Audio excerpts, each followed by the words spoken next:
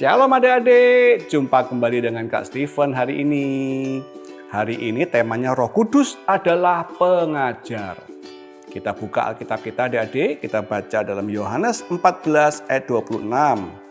Tetapi penghibur yaitu Roh Kudus yang akan diutus oleh Bapa dalam namaku, dialah yang akan mengajarkan segala sesuatu kepadamu dan akan mengingatkan kamu akan semua yang telah kukatakan kepadamu. Arti kata pengajar itu pribadi atau orang yang mengajarkan suatu ilmu pengetahuan kepada para anak didiknya.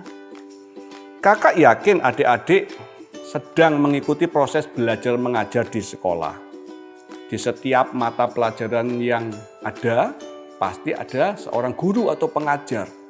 Fungsinya apa? Untuk mendidik, mengajar, mengarahkan supaya adik-adik bisa mengerti ilmu pengetahuan atau pelajaran yang diberikan.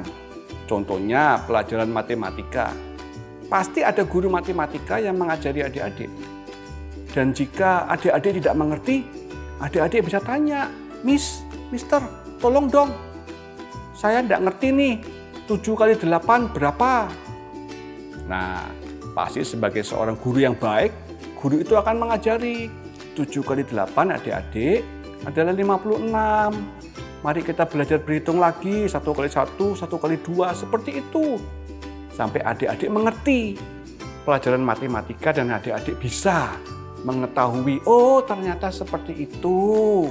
Nah adik-adik, jika dalam jasmani yaitu sekolah adik-adik punya guru, di rohani juga demikian adik-adik.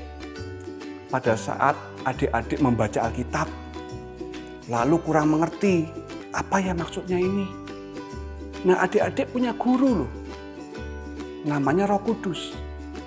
Roh Kudus ini siap untuk mengajar, mengarahkan, mendidik adik-adik.